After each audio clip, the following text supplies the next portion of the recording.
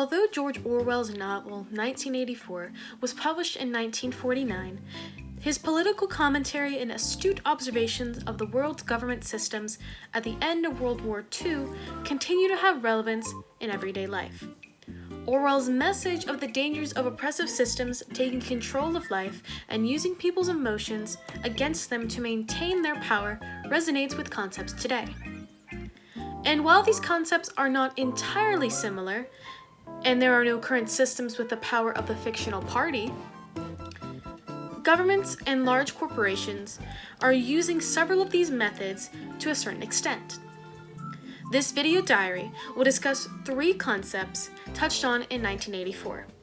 The idea of a big brother figure, impacting personal choices, the idea of constant surveillance, creating negative emotions in the populace, and the idea of the reduction of free thought via a decrease in the news not related to one's interests and not exploring different ideas or concepts of Orwell that directly relate to life in 2020.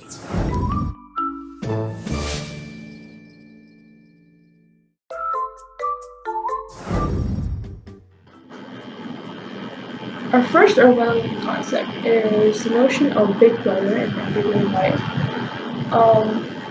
In 2020, the concept of a Big Brother who is omniscient and influences your actions is reflected by a majority of the people on Earth who take part in monotheistic religions. The most common monotheistic religions include Christianity, Islam, and Judaism. And they all include a God who is kind of their center of, who is the center of their religion and kind of knows it all and can do it all. So the most devoted followers, in turn, base their actions, speech, and thought on pleasing the teachings of their God. Since a massive number of people on Earth are followers to a certain extent of one of these religions, many choices are made in politics, schools, and conflict between countries because of religion. This relates to the Society of Oceania in 1984 because while they appear to be an atheist society, Big Brother serves as the God figure for the members of the party and at least a figure of assurance to the polls. Big Brother is an inspiration for those in Oceania to follow the values of INSOC and do their best to do exactly as they're told by the party, and even dedicate their thoughts and private lives to working for the party. The previous mentioned religions in their true form also require this level of dedication, and the more extreme followers would act as a very loyal party member in 1984. This shows how a figure like Big Brother impacts life for everyone and can be used by systems to influence people, even beyond the original purpose of the figure.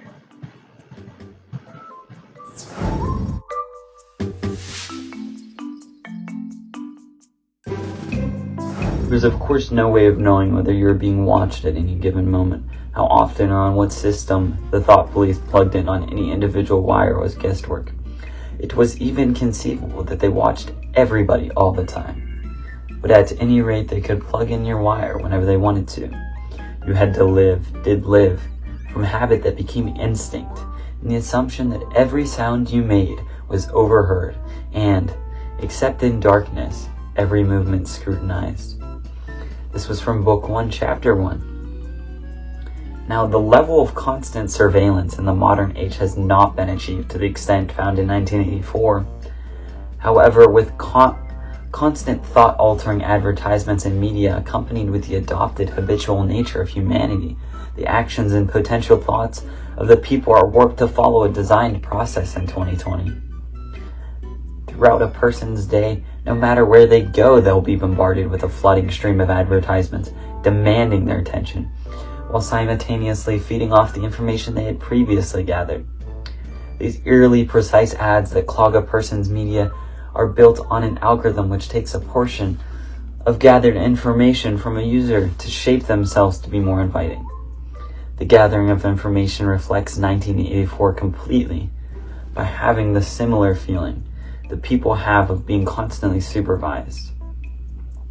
With the paranoia comes a lack of trust towards others in the governing body that the people's laws and regulations come from. People began to feel each move made by the government is meant for the purpose to control and monitor than rather to protect and provide for them. In extreme cases, this distrust can fester into hate towards the governing body, which can formulate into crimes and rebellions that attack the body, with the people's goals being to liberate themselves from the breach of privacy and regaining the personal security.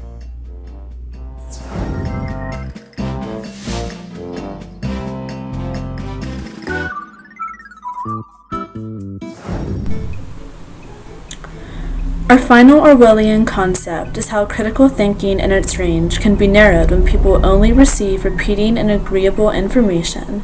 This is displayed by the quote, "Don't you see that the whole aim of newspeak is to narrow the range of thought? Has it ever occurred to you, Winston, that by the year 2050, at the very latest, not a single human being will be alive who could understand such a conversation as we are having now? The whole climate of thought will be different. In fact, there will be no thought as we understand it now.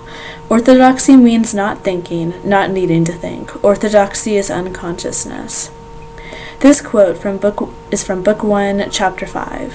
In 2020, the issue of the reduction of free thought and adapting the thought climate to a point where it is unrecognizable is reflected by the adoption of social media as the main news source of information for most people in the developed world.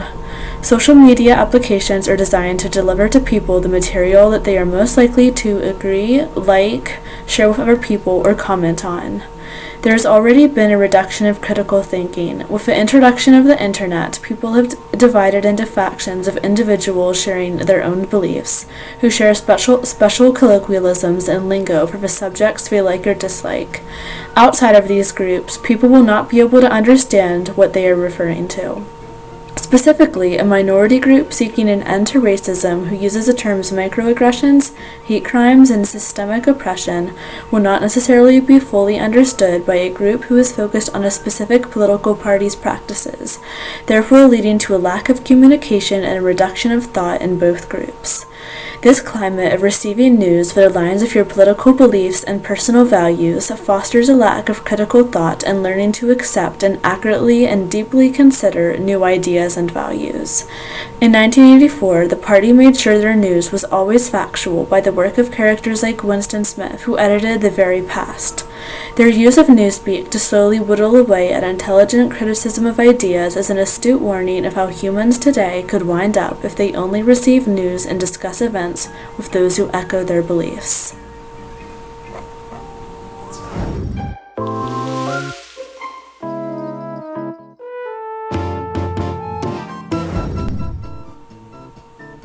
To finish this video diary, some parts of George Orwell's hypothetical prediction of society's future came to pass and influence the world even in 2020.